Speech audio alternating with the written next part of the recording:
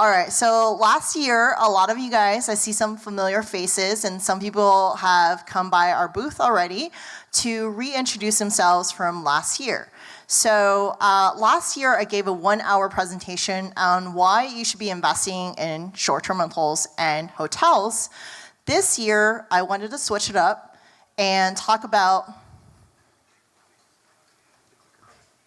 5 different issues that you might be facing today in your life and your real estate investing journey that short-term rentals, also some people call it as just Airbnbs, can solve. So quickly about me, I own 4 boutique hotels and franchise hotels. We've done over 25 short-term rental projects to date. I also design short-term rentals and hotels, so a lot of these projects you're going to see in the next few pictures are my designs. I speak at real estate conferences such as this one. I'm also a co-author on an Amazon best-selling book about short-term rentals.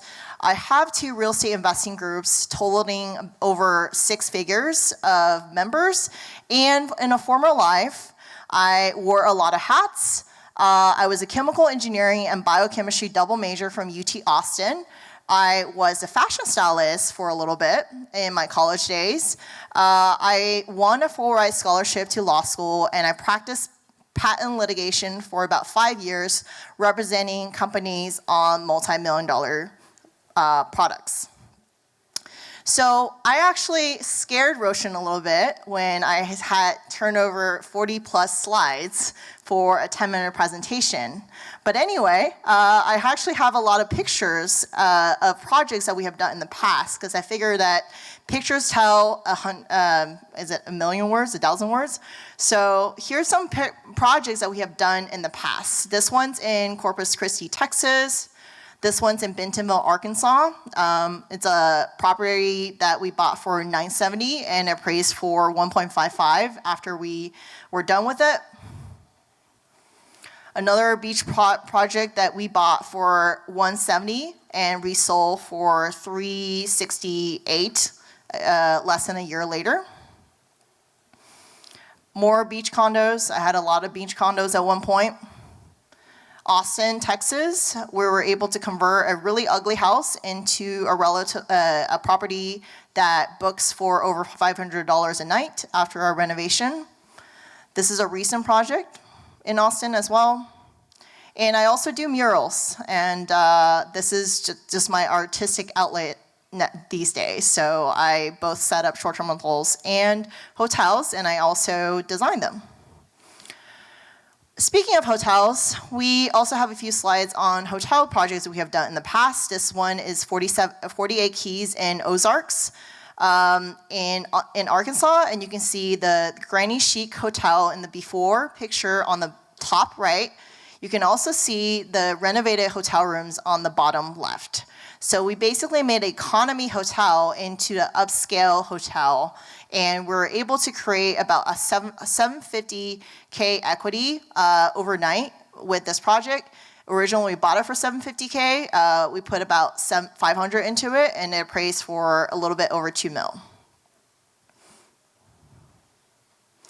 We also create Instagrammable places for both short-term rentals and hotels that draws a lot of bookings. I'm sure a lot of you guys have heard about the Airbnb bust. A lot of those folks are complaining about Airbnb not doing as well as 2 years ago, and those are usually the people who have IKEA furniture. They take cell phone pictures and they put them online with grade walls everywhere, no art, no design, and they're wondering why they're not booked. So we set ourselves apart from the competition by making sure that all of our short-term rentals and hotels look like this. This is another project that we have in Hendersonville, North Carolina. So now we're going to go into 5 quick things that you can do today to use short-term rentals and apply it to your daily problems. The first thing that I see a lot of people do is that they say that short-term rentals investing in short-term rentals is risky because you're potentially spending a lot of money, and what if you don't cash flow? Well, one of my main arguments is that you're already spending money on short-term rentals and hotels. How many of you guys have stayed in a hotel or short-term rental in the last year and paid for it? I mean, you probably paid for a hotel last night, right, to come to this conference. And by the way, the average USA family spends about 30 grand a year on traveling. That's 150K in 5 years. So instead of spending 150 grand on traveling when you travel with your family, what if you spend that 150 grand on investing in short-term rentals instead of just booking short-term rentals? Now, you can double, triple, or quadruple that 150 grand in just 5 years. On top of that, we'll talk about tax strategies later. Your effective ROI is gonna be way more than that. So your choice. Do you wanna lose 150 grand on traveling every single 5 years or so? Or do you wanna make an extra 150 grand every 5 years or so? Other thing is, a lot of people are experiencing higher property taxes and higher insurance and higher interest rates. Your property no longer cash flows as a long-term rental. What do? Well, this was in 2019, obviously. I'm gonna show you a 2023 version of this, same story, but I bought this for 95K. I put about 12 grand down, and you can see that in 5 nights, I earned $2,000 plus. And my PITI is about a little bit over $600. So in single booking, and yes, I don't have to be 100% occupied to make more money than a long-term rental. In fact, just one booking over 5 nights nets me more than a long-term rental. For those of you guys who wonder how this is holding up in 2023, here's actually a screenshot of a vacation rental or a midterm rental that was purchased by one of you guys who attended the conference last year. I'm not gonna name her by name, but she reached out to me last year. She attended my mastermind, and she put an offer on a duplex in Texas, here in Texas, and I helped her set it up. We designed it together. We painted murals together. And she just listed this. This doesn't even have the 3 or 4 5-star reviews that normally it takes for an Airbnb listing to really take off. And she's already getting over $7,000 for 2 months.